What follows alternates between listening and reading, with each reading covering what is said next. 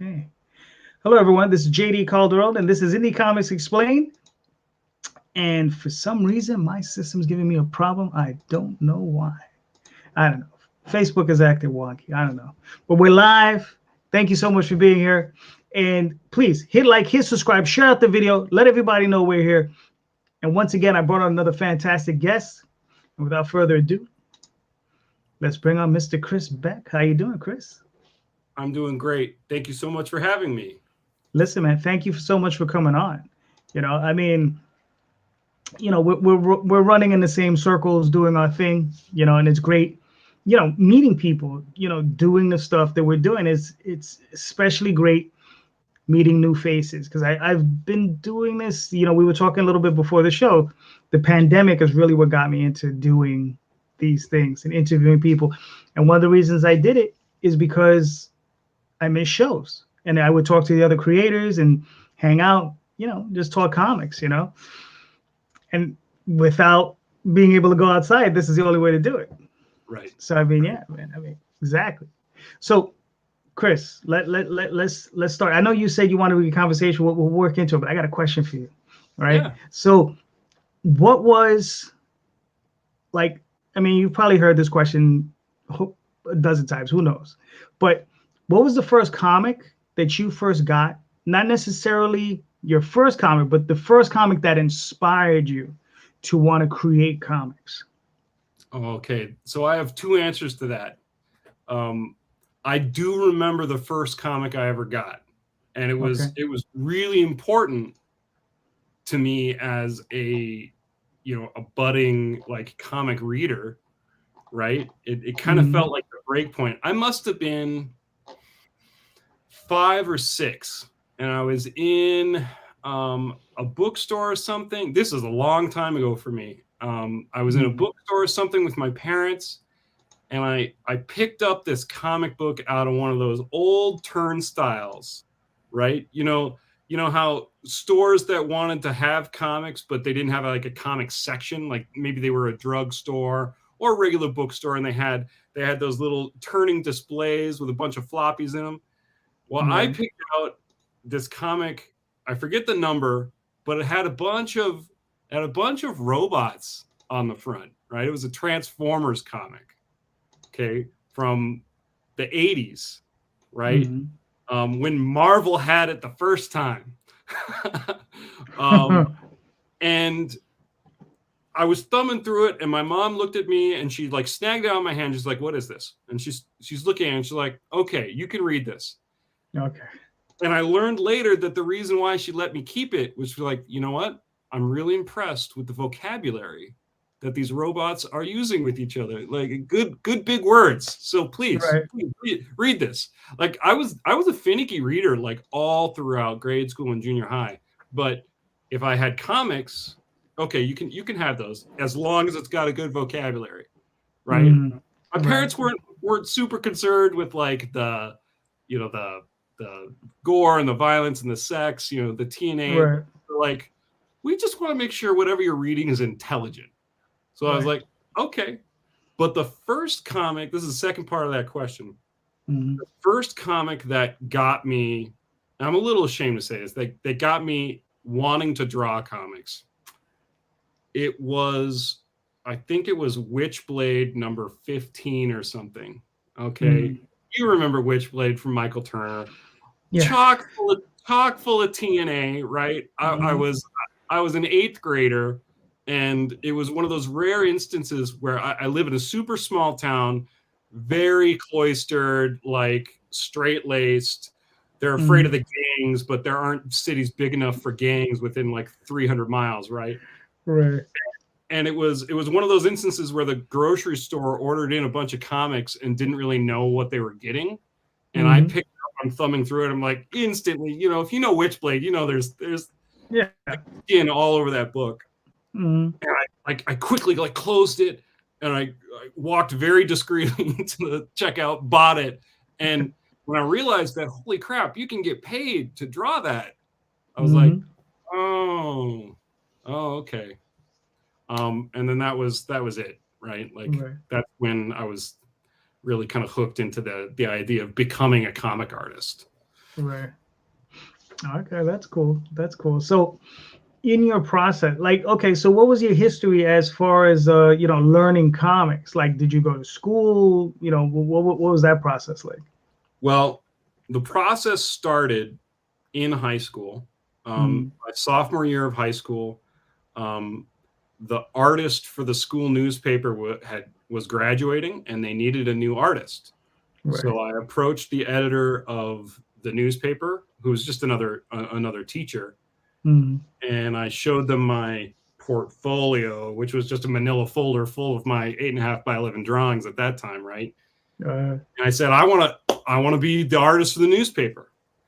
And right away, like, we started drawing comics in the school newspaper, and that created like some major like hubbub with the super like conservative people trying to get my newspaper editor fired for my Lara Croft-esque illustrations. right. Then I went to college, the Minneapolis College of Art and Design. They have a degree, a 4-year degree, if you can believe it, in comic illustration. Nice. And that's where I got my classical training in drawing. Like, it wasn't just learning how to draw comics, right? Like, it was the full gamut of, this is how you draw from a live model, and this is how we talk about lighting and composition and color theory. And it was a great, well-rounded like classical education. And then sophomore, junior year of college, that's when we started doing like the hardcore like comic art education, learning how to ink, learning how to storyboard, stuff like that, lettering classes through Comic Craft. That's where I learned how to do that stuff. Right, but right. That was like, for me, I graduated college 15 years ago, right? So like, there was a lot of time after I graduated with that degree that I was working on my craft, working on submissions, working on small projects, trying to pay the bills with graphic design work instead, because unless you hit it big with the top two, you're not making money in comics. Right. And then life happens, and you make decisions that kind of meander you away from your initial path. But pandemic, I was able to find my way back. So nice. So, I mean, with that, so I know you're working on Riff Fighters. We're gonna get to that in a minute, but before Riff Riders, were you working on anything else? Were you thinking about something, or were you just working and then just doing the grunt stuff? I always had ideas, right? Always ideas. I was drawing pinup illustrations. I was doing little 1 or 2 page like little stories. I was working on collaborations with other writers who wanted to put sample pages in front of editors. I did numerous, like, I actually got a full 24-page comic published. It was my first project right out of college, right? But I don't even know where copies of that are anymore. I'm pretty sure I would burn it now if I found them. Like, definitely a learning experience. But there was this super fierce need right out of college to start paying bills. I had met my ex-wife in college, and we wanted to start a life together. And when you start thinking about those things, you start prioritizing like other stuff. And sometimes the decisions I made took me steps away from the comic art, and I tried to make sure whenever I got a new job, it was kind of along the same trajectory, using either graphic design or print production skills. And I would, go up the ladder, from side to side, trying to do something still in print, right? Like in graphic design or the print arts. I worked at a book bindery. I worked at a tool catalog using InDesign to lay out their pictures of tools, and endless graphs and things like this. I worked at a licensee of Harley Davidson apparel. Nice. And my very last job, the job I actually, lost in the middle of the pandemic, I had for nearly 10 years, was making board games as a graphic designer. But all along the way, I had my eyes on, well, I want to draw. Like I tried, I tried making sure I was doing concept design work for freelance. I did a bunch of freelance on the side, right? Like storyboarding a couple of friends' films for a few $1,000s here or there, doing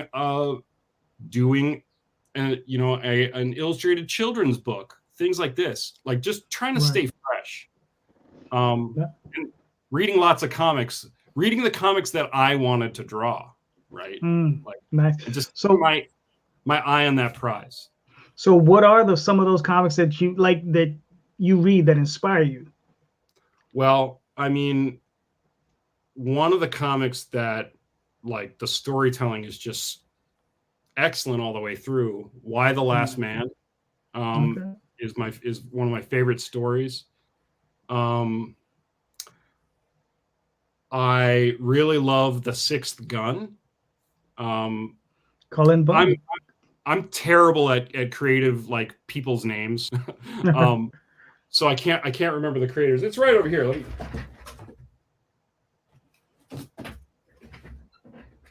The Sixth Gun by Colin, Bunn, and Brian Hurt. Yeah. Really great title.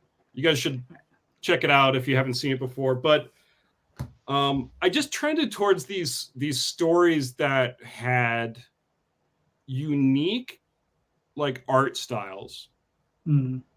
They weren't always going to be the same superhero flair that you would see from Marvel and DC, right? I liked art styles that maybe had a little bit more of a European or manga influence. And what I started realizing is, like, I like the artists that try to do it all, right? That they want to pencil, they want to ink, and they want to color it themselves. The smaller teams where it maybe just had been a writer-artist combo, right? Right. Because all through my education, even through grade school and high school, I didn't just want to draw. I wanted to tell stories. And I'm a decent writer, like, when I put my mind to it. So I thought, like, I kind of want to do it all. So I looked at stories that had the smallest teams possible to see how they did it, right? Right. No, that's cool. I mean, I would always suggest, Jeff Smith, right? Bone. Yeah. Dave Sim for Cerebus. Right? Yeah. Frank Miller. Yeah, Frank Miller. I was also, Frank Cho, right? I know, like, he's a little on the TNA side, right? But yeah, a little bit. The guy is a fantastic penciler. The guy is a fantastic inker. He knows his freaking anatomy, right? Like, his craft is amazing, and I think that's what I chase the most, is, like, the craft. The artists who really had a handle on all of the tools, because that's what I was taught to do. Is no penciling. You gotta know inking too. You gotta know coloring. Right? Terry Moore is another one. I don't know if you ever Echo and Strangers in Paradise and all that stuff. Yep. Absolutely. And Terry, it's funny because I've been watching his stuff. I've been reading his stuff for years. Strangers in Paradise, enjoyed it in the beginning, fell out of love, and then he kept going. He kept doing stuff. He did Echo. I thought it was very good, and he's done a number of other things that, like, really enjoy. Like, every single time he puts out an omnibus, I get that sucker, and I always find myself enjoying it. So it's just like, oh, just give me that, because I'm a trade waiter. I like big, beefy books. Oh, me too. Like, it was a function of where I grew up, not having a comic book store nearby. Like, buying floppies was not the best way to read a story. So, like, when I discovered the trade paperback or the collected edition, I'm like, oh, I can have the whole story in one shot, and I can read it all in one night, but not, like, in just 15 minutes. That's great. Yeah. No, that's cool. Now, when you're illustrating your stories, are you traditional media or are you all digital? Oh God, I'm all digital now. Oh, okay. Okay. The tools are so powerful. I do all of my comic work on my iPad. Gotcha. iPad Pro with Procreate and Apple Pencil is what I need. I was I was such a prissy artist in college. I hated getting my hands dirty. That's funny. I hated getting pencil lead, like the gray pencil lead on my fingers. I hated spilling ink on myself. I hated getting dirty, just the feel of anything on my hands, right? So like as soon as the iPad with the Apple Pencil became a thing and I started seeing pros drawing that way on Instagram, I was like, what are they doing? I need it. And that's where my relationship with traditional media ended about 3 years ago. Yep. Gotcha. That was I went to a high school for auto mechanics. Sure. And that was me in high school. I friggin' hated because no matter what, you end up greasing your hands. Yeah. Oh God, I couldn't do it. That would give me the willies. Like, that's why I want to be mechanically like competent. But as soon as like the threat of getting dirty happens, I have to call my partner. I'm like, Angela, you got to come in here. You got to fix this. Like, she's better at like at changing stuff in the engine and fixing shit than I ever will be because I'm such a wuss. Yeah. I mean, I'll do this stuff. I don't mind. But it was like with the oil, it would just get underneath your nails. You can never get it out. I mean, it was just it would literally take months to get out. And you smell it too. Yeah, like, yeah. When you go to eat and you smell motor oil, you're like, oh. Yeah, exactly. Yeah, no, I couldn't do it. So yeah, because it's funny because my wife Daphne, she illustrates. She's an artist. We do a book together called Tall Tales. We've done it for years, and she does both now. So she works on our Wacom, but she still draws traditionally. So what she'll do is I think she'll lay it out on the computer. Right. Then she'll print it out blue line, then she'll ink it traditionally. Right. You know? Right. And then she'll go back, scan it, put it in the computer, then color it in the computer. You know what? I was starting to get pretty good with my pen and nib like inking techniques. I really was, and I was starting to get good with my brush technique. Right. But when I made the jump to drawing on my iPad, the time savings alone, right? Like not just drawing, like penciling a thing and making corrections and then finishing it and scanning it, but like that whole process of drawing it, scanning it, cleaning it in the computer before you can do anything with it ink wise, like I cut out all of that, all of that time. Right. So like that's what I've always kind of focused on is how do I do this better, faster? And that was the iPad for me. Like I was already kind of a whiz with Photoshop and like the file structure. And then when I realized you can have the same file structure in your Procreate program, I'm like, oh, game changer, as long as I still have like the sensitivity, right? And I still have like that connection to the surface that I'm drawing on.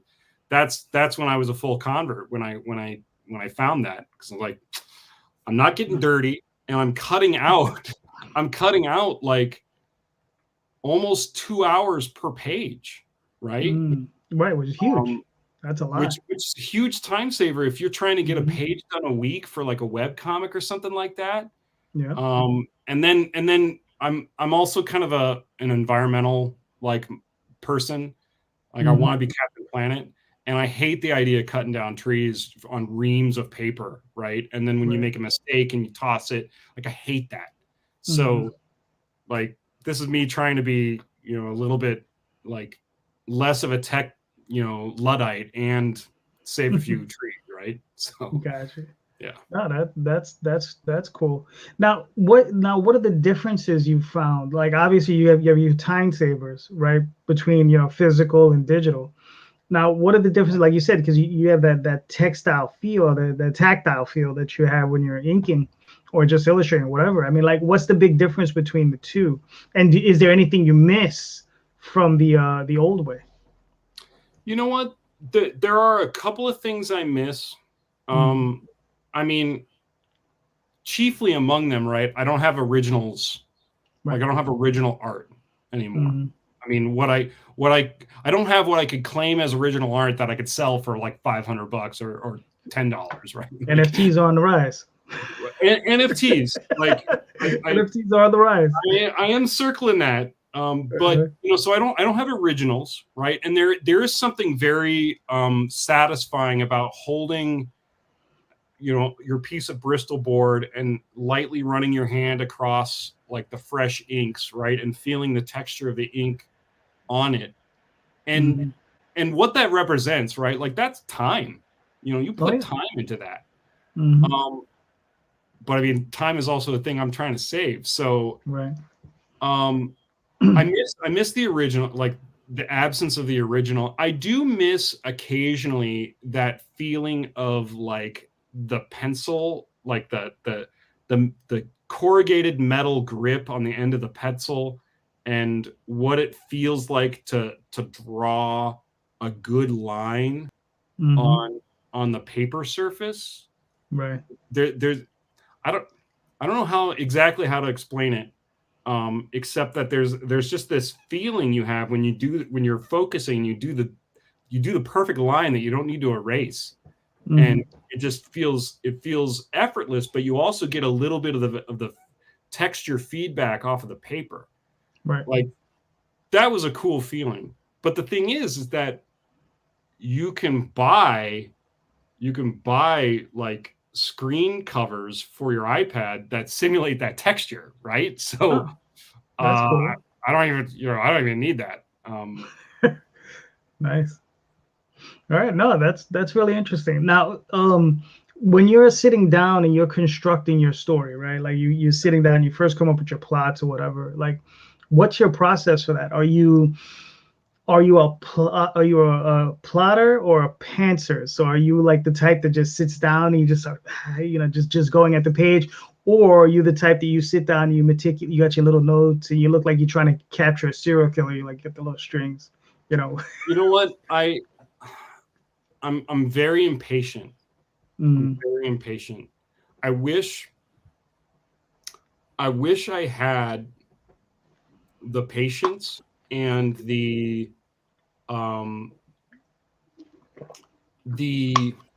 mindset to sit down, fully write the script, fully plot, the major story points, and do, legitimate, really precious looking thumbnails, like most artists love to see other artists process, right? I love to see other comic artists and their endless pages of these little tiny, like chicken scratch thumbnails for each page. I would love to be able to do that, but I'm so freaking impatient. I want to draw. I want to tell story.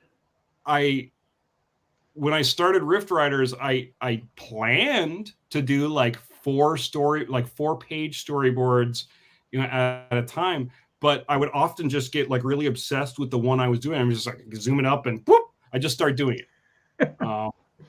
So like little bit of omission. I'm doing all of Rift Riders straight ahead. Right. I know in my head where I want the story to go and which beats I want to end on. But I haven't even like plotted those out on a piece of paper or in a file, right? I am just drawing. I'm drawing, panels with characters interacting, and I'm usually thinking a couple of pages ahead when I'm writing, but I don't actually know what they're going to say until I'm lettering the thing. So far, so good. I printed a print preview and threw the first 14, 15 pages in front of a couple of writer friends and like, this is good. I'm like, okay, great. Like, Yeah. I'm not completely losing my mind, but yeah, I'm not doing this in a very traditional way. But No? then again, I'm creating all of it myself. So Right. like, who's going to tell me I have to do it a certain way, right? Exactly. That's the one fantastic thing about being an indie creator. You can do it all yourself and do it however you want to do it. You So got it. definitely pantser. Yeah. See my You're right. pants. I mean, if I'm wearing pants in my studio, right? Like Mhm. Yeah. 50-50, like whether or not I decide to do that point. We're on a podcast, same thing. Yeah. Right. But so I mean, so when you're sitting there and you're writing your dialogue and you're in that process, right? Like Yeah. how are you like how are you breaking down your characters? Like because one of the things, one of the little things, they would tell you is that try to make everybody sound a little different, everybody, cadence and that sort of thing, like how are you keeping that straight, while you're, because you're drawing it and you're like, okay, and then you gotta like figure out sequence and stuff, how are you keeping that stuff straight, or you just like, well, you tell me. I mean, I would imagine my own way. That's a freaking excellent question. I love it. I actually talk to myself the lines of the characters in the cadence I imagine they have. Cool. Captain Crow is very direct. I want this. Give me this. I'm ready to do this. You're a jerk, right? Julius Red Hand is a little laid back. Whatever you say, it's fine. I talk the parts of the different characters that I want to create. And for Riff Fighters, for anyone who hasn't seen it yet, it's talking animal people. So I pick, a la sci-fi space Black Sad, right? So I pick animals that I've seen certain personalities out of. I've had lots of different pets. I've had lizards. I have birds. I have a dog. I have geese. Right. So I do a lot of like observing the way they act, and then I just sort of imagine what they're actually saying, and then I attribute like archetypal kind of roles to them. So Captain Crow is doesn't beat around the bush. She knows exactly what she wants, and she's going to get it. And I look at examples of characters that are like that in movies and in other comics too, and I just like sort of like, okay, I like that. And then I also I'm a big fan of like dialects and regional like ways of saying things. I freaking love your accent. You're from New York, I know it. Yes, I'm from New York. So like I listen to that, and I get to the point where I hear it, right? And I just try to make actual words out of those sounds. So like Riff Riders is going to have like lots of slurs and lots of like dialect specific kind of ways of saying things, but it's fundamentally human, even though they're not human characters, right? Right, of course, yeah. Trust me, I know all about that. So if you look behind me, yeah, you got it. Yeah. So, but no, that's really cool. So let's talk about Riff Fighters a little bit. So I mean, what was the inspiration behind the title? Like, what made you say, like, I'm gonna do science fiction fantasy thing with talking animals? Like, what got that process in your brain? Well, so there are lots of influences at play. First off, I have a diverse menagerie of pets. You might have heard a bird squawking in the background, right? Like that's one of 10 parrots that my partner and I have. Nice. I have a Great Dane. I have geese. I've had lizards and snakes and reptiles. I love animals, and I love observing them, in the wild and at zoos and wherever I can see them. And being in proximity to like a diverse collection of animals, you know, especially parrots with really fascinating personalities. They absolutely have personalities. Oh yeah. You see the glimmer in their eye when they're communicating with each other, and when they're attempting to communicate with you. And even though you don't understand, you're like, I get it. Like they're trying to say something. My dog is freaking expressive. She can make these like different eyebrow things, and I know exactly what she's thinking. She's judging me because I didn't water or whatever. But I also I went a little crazy in the pandemic. If I'm being honest, we all did. If you were doing the right things and you were social distancing and you were locking down because it's safe for you and others, and you know, even though I'm an introvert, I realized real quick I miss people. So I started talking to my animals, and they started talking back. and then, you know, I was doodling one day, and a former coworker, she said, "Why don't you try drawing like a space pirate that's a bird? Because you have a bunch of birds." And I'm like, I do. And that's where the first sketch of Captain Crow came from. And I was like, this has legs. Like, I kind of like this. My partner leaned over, was like, "That's really cool. I can tell she's kind of a cocky bitch." I'm like, yeah, I like it. So I just went with it. Nice. And then, you know, that's where I started filling out the world. Now, I needed a way to justify that in my head. Like, how do I have talking animal people in space? And I am a furry skeptic, right? Like, furry and anthropomorphic art gets real weird real fast for me, and I've been avoiding it for most of my artistic career. Right. But I was like, this character's really cool. Like, how do I justify that? Like, given my prejudices towards human animal hybrids. Right. And then, you know, I'm a big fan of sci-fi, so I just thought, well, there's a tear in the fabric of space, and it's called the Rift, and it's a collision of, you know, universes, and that's how animal people came to be. I'm like, actually, that's not a bad idea. No. I'm gonna roll with it. You know, so what do you do when you're in the Rift? Well, you ride it if you're in space. You know, and the Rift, you know, maybe there's like shock waves that come out from it, and you gotta, you know, space is turbulent, so why not? Riff Riders. Ding ding ding. Nice. Yeah. All right, cool. No, that's really good. I mean, you know, I've been doing it's anthropomorphic stuff, right? Furry, we were doing it before furry. I've been self-publishing since '92, so I'm old. Right.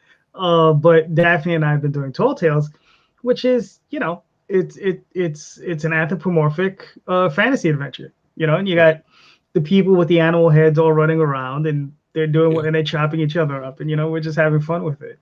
You know, I've been asked, you know, why do it like that? And I'm like, well, here's the thing. There's ciphers. You know, I look at it like this. Anyone can be Ravenwood. One of our lead characters. Anyone could be Gabriel. Anyone could be, you know, he looks like a panda. He looks like a fox. He looks like a cat, whatever. You know, you can be these characters. You can plop yourself in, you know, into any of those characters. Sometimes it's hard to like pop yourself into Thor. You know, it says, I'm never going to be 6'5". You know, I'm never going to be built like a Greek Adonis. But, you know, I could pop myself into some panda dude, right? Or some fox guy, or Oswald, which is a mouse, you know. And then, you know, and then that's just how I view it. You know, it can be, you can be any of those people, you know. Well, you know what, that fantasy, right? Like the ability to fantasize.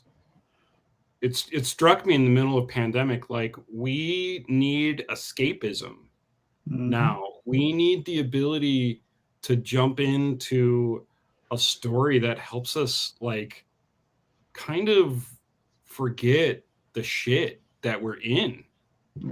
We need a way to to be happy and go on adventures, even though we're stuck in our studios or our apartments or our mom's basement. Like we need to find a way. And some animals can do that, right? Yeah. Like they create a world around them. And like there are some really freaking good stories with animal people in it too that I started remembering, like Usagi Yojimbo. Usagi Yojimbo, that's right. Teenage Mutant Ninja Turtles. Black Sad, right? One of my favorites.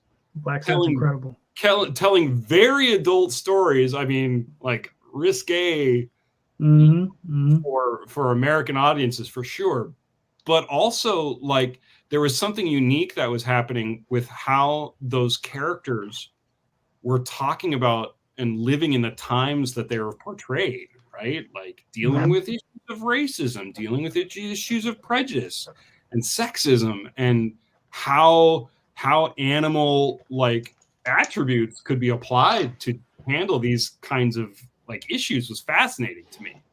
Yeah. I mean, in Tall Tales, like I only have a couple of distinct races.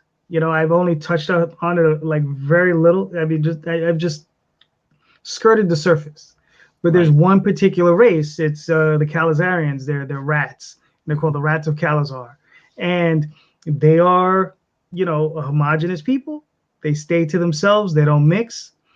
They will do business with other people, but they are like determined to be them. Whereas the other races, they've already kind of like, gelled into themselves.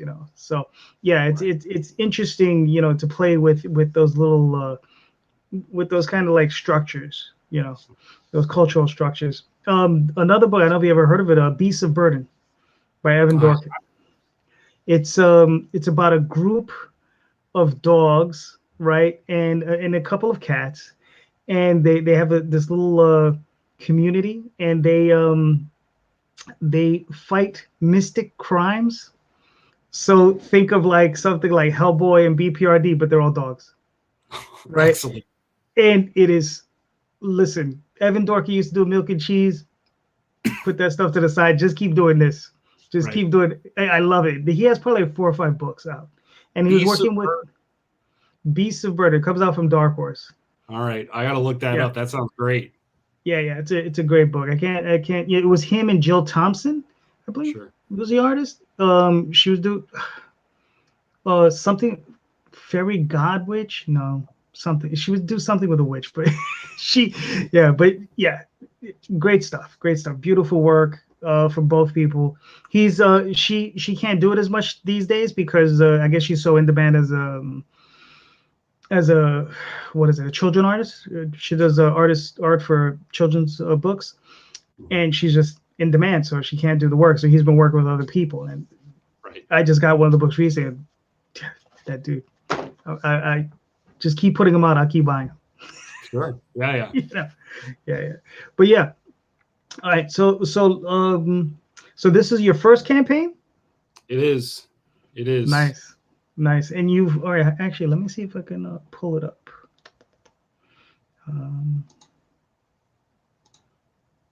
Yeah, my first campaign,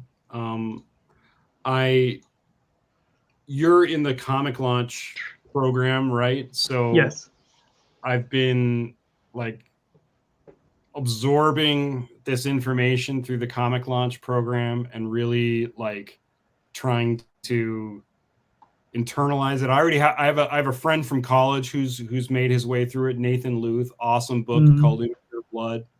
Nice. And I'm like, well, if there's a way to sort of understand how Kickstarter works, I want to learn how, because I want to tell my own stories. So we launched on Wednesday, and we're funded like later that day.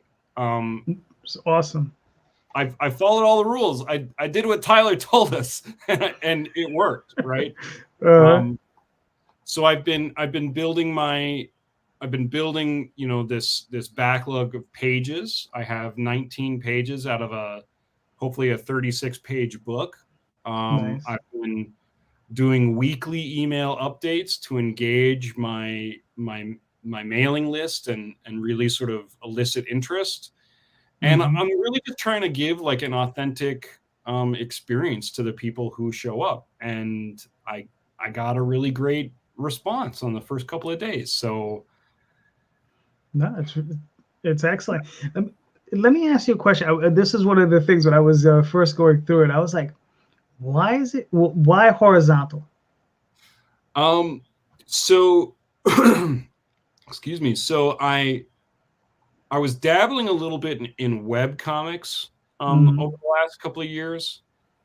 You know, the most popular web comic format is 4x3, right?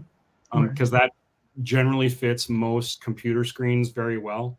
And I fell in love with the widescreen like portrayal of action, of scenes, of like conversation, right? And I thought to myself, like, what is preventing me from printing a comic in horizontal format? I went looking, for printers. I found plenty of printers that were willing to do like horizontal format. So I'm like, okay, nothing production wise is preventing me from doing this.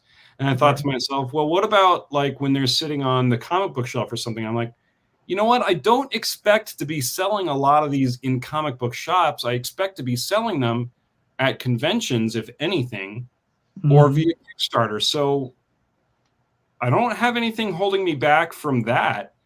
And as long as I'm making them, because my book is going to be 6x9, or rather 9 wide by 6 tall, those fit just fine in the regular, like traditional comic sized, like back and, boards and bags. So I'm like, I'm not breaking any rules that I'm aware of. And I love drawing things in this widescreen format. It lets me do like really big environment sets. It lets me do like fun widescreen splash pages. I mean, people love freaking watching movies because of that. So I'll just do it. Right? Cool. And it looks okay. No, it looks awesome, man. I'm like I said, I'm scrolling through this. I'm like, it looks incredible. Well, thank you. Thank you. No, you're welcome. I mean, actually, there's no reason to thank me. It's the truth. I only like to be thanked by people I like to. But no, it looks really, really fantastic. So, all right. So you obviously this is the first issue. How long do you expect this to go? Well, so I have in my head a couple of broad like plot points I want to hit. Okay. And it follows the standard like storytelling, rise in action to a climactic event, and then the climax, right? So I have these beats, and I'm a fan of stories that end, right? Yes. That don't go on into perpetuity and get endlessly remade, right? It's one of the reasons why I have a hard time enjoying Marvel and DC, big company, big name books, is because it's like, just like, I've seen these characters forever. So in my head, I have just this, I know I want it to be finite. I know I need to hit these points, and I'm pretty good at plotting the points and telling a tight story between them. So I'm thinking this is going to be like 6 to 12 issues max, right? Cool. It would be great if I could wrap it up in 6. I'm not going to be disappointed if I go to 7, 8, 9, right? Like, I'm just going to be thrilled if I get this first chapter printed. Well, that's going to happen. My plan is, once I have the first 5 or 6 issues, technically what would be the first arc done, then collect it into a really nice hardcover. And then if the story hasn't run out of gas and people still want to see more, I'll keep going. But I also don't want to get bored. I don't want to get bogged down, and I have other stories I want to tell. So, Right. you know, I might end it sooner than that. I might, you know, I might do another story and then come back to Riff Riders. I don't know. Now, just out of curiosity, what type of schedule are you looking to keep? Are you looking to do maybe 2 books a year, 3 books a year, 4 books a year? What are you looking at? I would love to do 2 or more books a year. But if I'm being realistic, right, like having to hold down a full-time job that pays money, you know, right. I'm trying really hard to do this freelance graphic design gig, and it's difficult. The best I can do is a page a week, and that is not fast enough to do like more than 2 issues a year. And if I'm really being realistic, and if my issues are going, like, I really love the 32 to 36 page like story. If I'm doing that, then it's 1 book a year, you know, or 2 books every year and a half, right? Right. Yeah. Well, I mean, listen, I mean, you're on your way. You're gonna make it. You're gonna do it. You know, that's awesome. If this thing blows up and I make like $10,000 on this Kickstarter, then I'll have a little bit of juice where I don't actually have to work on anything but comics for a while. But I don't see it going that way. Let's wait for Kickstarter 2 or 3 before I start dreaming that big. Cool. What is it? We have Mr. Don Brown. What's up, Donnie? It's very interesting. He says drawing it that way. So widescreen, man, like give it a shot. If you're making your own comics, or if you're a fan of comics, there are all sorts of comics out there in different formats, man. They don't always fit the same mold of, you know, 6 7/8 by 10 3/4, right? Whatever. Like there's lots of different storytellings out there. Oh yeah. So, I mean, I don't know. I'm a huge fan of Walter Simonson's run on Thor.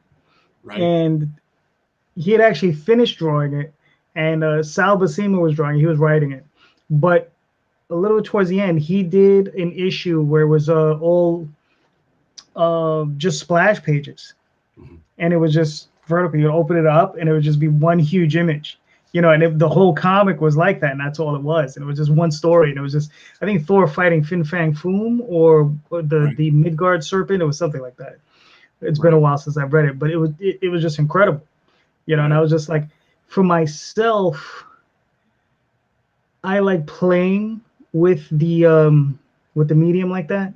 You know, I like doing, like, experimenting with like different ideas and different formats like that. It's just with the Oswald Chronicles, which is what I have a story I'm telling, and it's hard to break away from that story to do these little experiments. Right. You know, but sometimes I'll try them like 1 or 2, you know, I'll try, like, you know, to do it for 1 or 2 pages, you know, but then you have to get very, you know, have to work with the art. I'm a writer, so I have to work with the artist and be like, okay, you got to do this and try to be as exacting as possible. But sometimes it's hard or difficult, you know, to do it that way. But fantasy books have a really great, like, amount of freedom when it comes to, you know, changing the voice of the storyteller inside of the book itself, right? Yep. And my experience as a graphic designer for this board game company that I used to work at really taught me that, like, you can do a lot with immersion by just, you know, just changing the borders a little bit, or messing with a color palette and shifting all the colors, you know, from warm to cool for a page or 2. You know, you can tweak people's emotions about how they reference, you know, how they interact with the book, and then you can also frame that, you know, it as another person inside the story telling the story itself. Like the whole concept of bookending, right? Storytelling inside of storytelling is really, like, fascinating to me. I mean, I love in stories the character of the storyteller, right? Whoever that is. And fantasy books can really dive into that. There's lots of like historical sort of reference for that, and myth, right, is all about storytelling. So all right, cool. Hold on, let's pull this up. Don Brown says yes, and then he says no borders, which gives you a full grasp of the story. So it's more like a spread format. So yes, definitely. So I picked up this book like when I was going to get like some bags and boards, and this is from Image Comics. I don't even know like what the name of this thing is. Echo Lands, I think it's called. But it was just happenstance. I was going to get like boards and bags for bagging up my samples, and it's a full-fledged like horizontal comic book, still traditionally sized 6 by 10 or whatever, right? But Image has always been about, you can't tell us what we have to do. We're going to do everything, and they've only gotten like more like experimental and accepting of new work like that. So it was inspiring to see this on the professional racks as I'm going to get stuff from my print preview, and be like, no, you know what, I'm okay doing this. I can do that.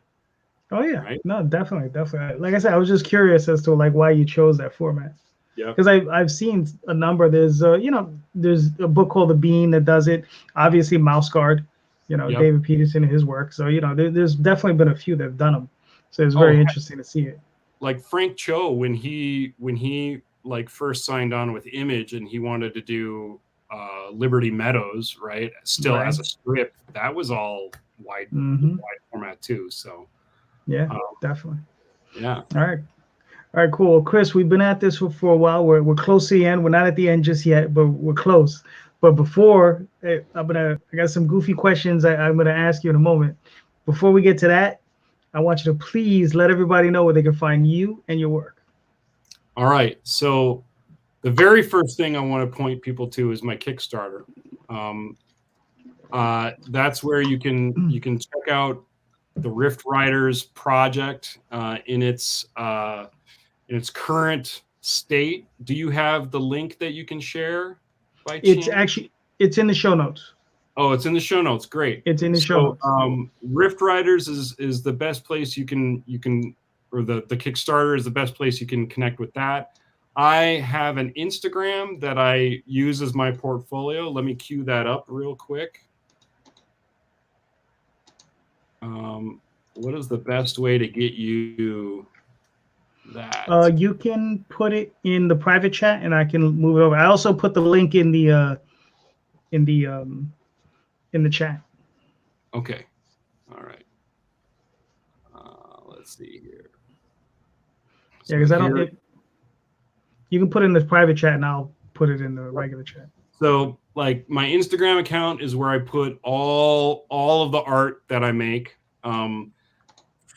From like pinup illustrations to new Riff Riders pages without the letters. I have to save something special for the people who are attached to my who are following my project hardcore, right? But I haven't had that much of a I just started connecting on social media over the last couple of years. I don't have much of a following, but I just try to draw a lot. Like that's how you get better is by drawing all the time. So it's really my Instagram account and my Kickstarter account is where I'm throwing all my energy. I mean, you can find me on Facebook too, either by searching Rift Riders, and you can connect to that my pro site, or you can search for me, Christopher Beck, on Facebook, and we can be friends, and then you'll get more content from me. There you go. Exactly. Nice. Yeah. All right. So Chris, I got these two standard questions I ask everybody, right? So, I'm sure you're a fan of many artists out there, right? So if you had the choice of any artist, living or dead, and you could request them to do a cover piece for your book, who would you want to get? And don't worry about budget. Joe Madureira.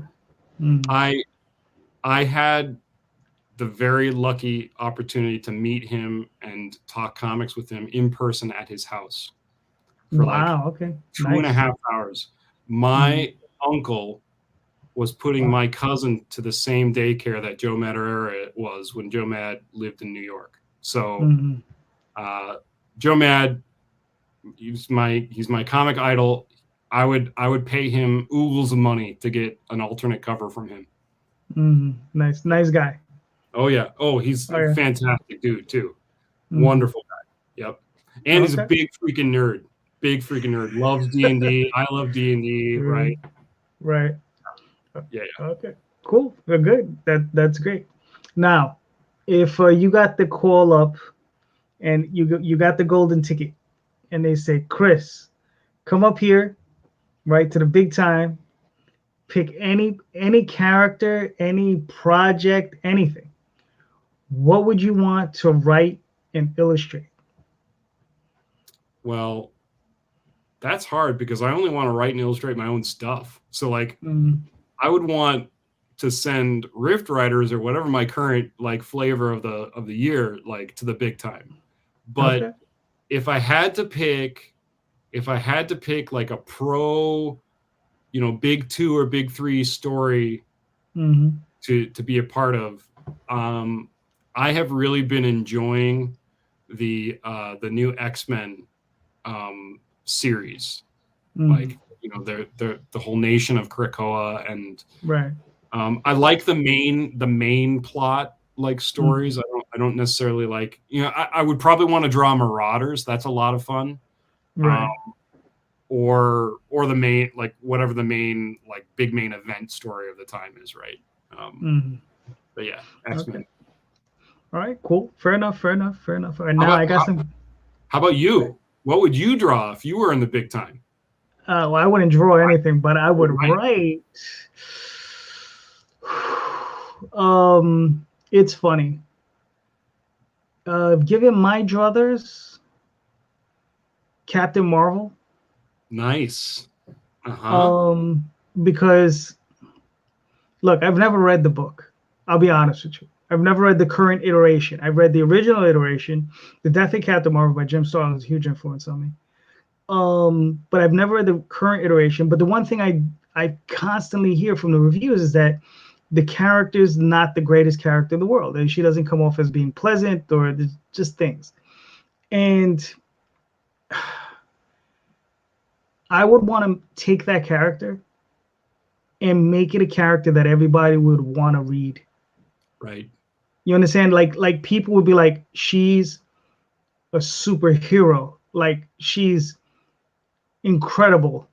That's what I would want to give to that character. Because I remember the original character, Captain Marvel, right? I'd want to make her that. You understand? A hero. In everybody's eyes, and and that's just the thing. I couldn't even tell you because I've never read any of it. You understand? So I mean, I for myself, I would go back if given that opportunity, I'd go back and reread all that material to see what's going on. Where maybe somebody dropped the ball someplace. Maybe they didn't drop the ball. Maybe I'm just reading other people's stuff, and I could sit there and be like, "Oh, you guys are full of crap. This character's perfectly fine," But I would want to go in there and make her, something grandiose. So who knows? I want to change my answer. I would want to draw either Captain Marvel or bring back Guardians. I was really pissed when they canceled Guardians of the Galaxy. Like, that shit was a lot of fun. I mean, it figures like Guardians is very close to Riff Riders in terms of like zany stuff, right? So yeah, instead of X-Men, I would bring back Guardians, or I would want to draw Captain Marvel, because I freaking love strong female characters. They don't get enough attention. They don't get enough respect. We need to normalize strong women as heroic, right? And I think that might be like one of the reasons why, like, maybe Captain Marvel, as you suggested, maybe is dropping off in popularity, is because we're still in a society that doesn't appreciate like strong women. Well, Like, but the thing is, I grew up in an era when Storm was the leader of the X-Men, right. and there was another character, Marvel, Rambeau. I forgot her first name, but where she was the leader of the Avengers. Right. You know, and I was just like, you know, you had a black woman with an afro, right, leading the Avengers, and she was incredible. She was a great leader. You know, Yeah. so I mean, it just depends. It's all errors. You know. Hold on. Don says, then ask him. All right. Yeah, I think you missed that part. Silver hair or blonde? I remember the blonde haired one. I do remember the silver one, but that was a little bit, as Gil Kane, that was a little bit before my time. Donnie is as old as I am, but you know. Sure. Miss, Carol Danvers, and then it says black woman, and then yes. So there you go. All right. All right. So let's move on to some of the and I got another list of goofy questions. These are comparatives. All right. Yeah. So we'll start. I'll softball you, and then we'll work our way in. All right. So, let's see. Captain America or Batman? Captain America. Okay. Easy. And some of these will come with Y. Okay. Godzilla or Gamera? Godzilla. Okay. Okay. Fair enough.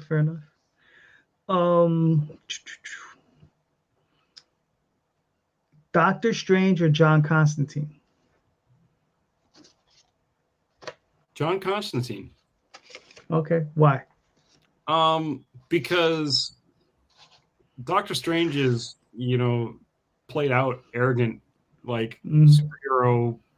You know, I loved him. I loved Cumberbatch as Doctor Strange, right? But I just see him as a magic Tony Stark, you know, in the comics. So I'm like, you know what? There's only room in the Marvel universe for one Tony Stark.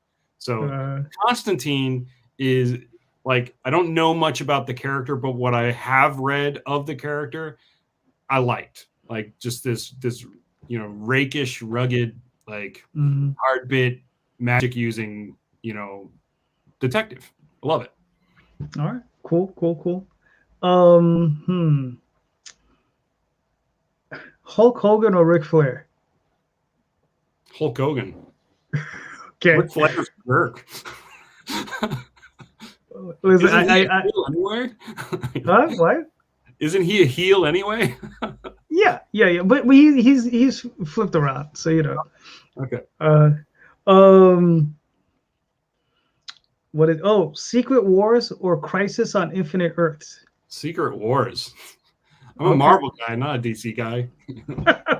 Okay. All right. Fair enough. Let's see. Don Bluth or Chuck Jones? All right. Sorry to say I don't know either of those names. That's fair. That's completely fair.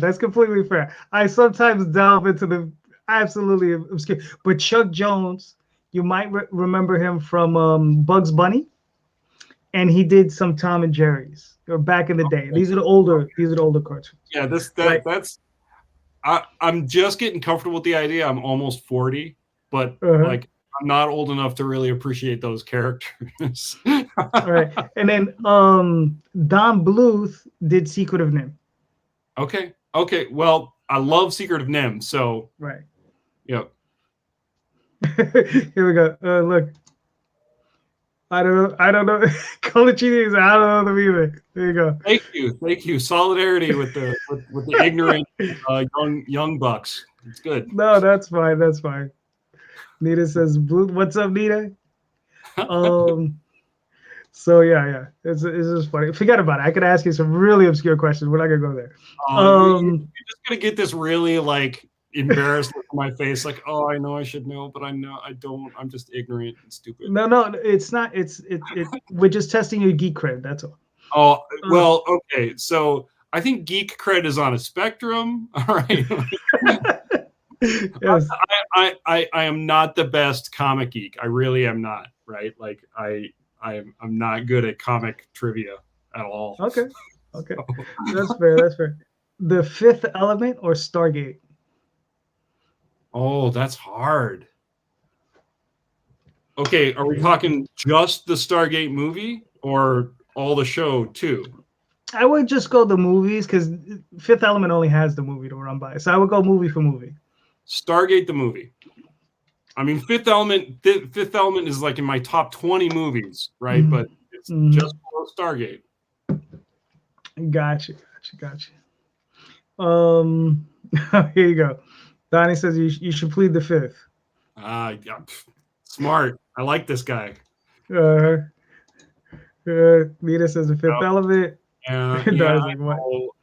Yeah, I know. I love Fifth Element. I really and Bruce Willis is easily one of my favorite actors. But it's like if I'm talking about like the influence it had on me creatively, right? Like I saw Stargate was first, right? And seeing that as a kid like totally blows your mind. It was one of the first movies that really embraced some cheesy CGI and again escapism, right? Jump through a portal to another world, right. Like that's all I wanted to do as a kid. I grew up in this white bread small town in the middle of the woods, and all I wanted to do was get the hell out. And if I could jump in a Stargate that I found in the woods, that'd be amazing. Yeah, portal adventures always fun. Yeah. Are you a anime fan? I like some anime specific things, but I would not say that I'm versed in anime at all. Like, all right. I'm one of those guys that like saw Ghost in the Shell and like, this is awesome. And then the very next anime I saw, like, I was like, I don't even know. Like, right. Okay, no, that's fair. I won't torture you with some of these. Okay. RPGs or video games? RPGs. Okay. I want to get into video games. I stay tuned in on what's happening in video game news, but I have a collection of RPG books downstairs. I love books. I love like print and cracking, like having these tomes of these world building information. Like I love it. It's the best. So RPGs. Gotcha. And what is it? Stargate the movie gets to fill up and fifth heads down. LCD always helps find Stargate and portals. And I think she means LSD. Okay, there you go. No experience, but I trust you. Right. Says dude was wanting to jump in the portal. Also, JDC knows that dream of D&D gate. Yeah, this is true. What else have we got? RPG video games. Skyrim. No, I could never get into it. If I'm playing video games, I'm a first person shooter, or I'm a platformer. But JRPGs really frustrate me. I was into World of Warcraft for a bit, and only really enjoyed it when my roommate right next to me was also playing and we were going on adventures together. But when I was playing it by myself, I got bored fast. So I need fast, and I need colorful, and I need action.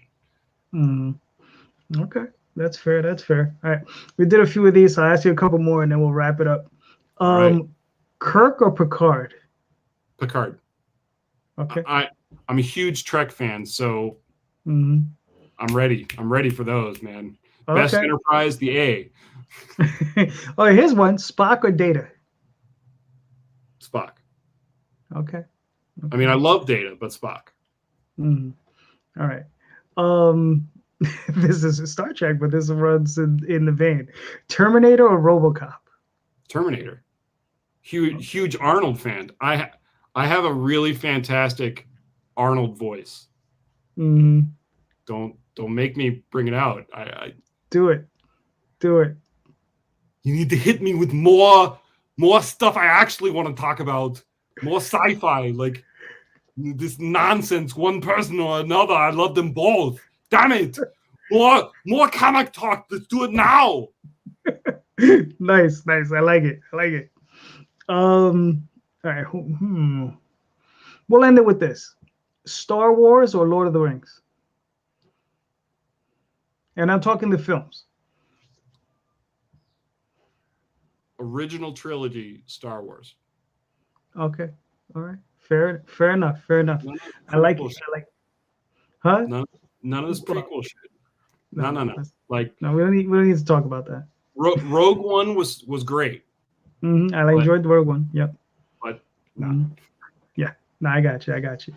All right. So here we go. Oh, that's good. Nice impression. Thumbs up on the auto voice. There you go. Dude, my best friend in college begged me. I spoke at our graduation. Begged me to do this, to do the Arnold voice in the speech. And I'm like, no, I can't do it. All of our parents are here. No, I can't do it. You have to. Please. I had the whole like commencement like guests like rolling in their seats. It was great. Nice. I like it. All right. Well, all right. We made it to the end, Chris. This was awesome. Thank you. Was it one last one? Donnie says, nah, Lord of the Rings, hands down. But you know, everybody has their preferences. I mean, it's the age-old breakdown, sci-fi or fantasy, right? Like, yeah, I can't make that value judgment. I'm always going to be the sci-fi guy. So yeah. No. Trust me, it's all good. So, Chris, one more time, please let everybody know where they can find you and your work. Well, first off, I would love it if you took a gander at Riff Fighters on Kickstarter. Just because we passed our funding goal doesn't mean I don't have more in store. I want to offer some cool stretch goals. I want to go bigger and badder on my first Kickstarter. So if you could show the Kickstarter some love, that would be great. Otherwise, you can check out my work. I'm posting, new stuff every week on my Instagram. If you want to find me on Facebook, Christopher Beck. Rift Riders is splashed all over that, so you can't miss it. You could also follow Rift Riders on Facebook as well. So my Instagram, which is up, and my Kickstarter.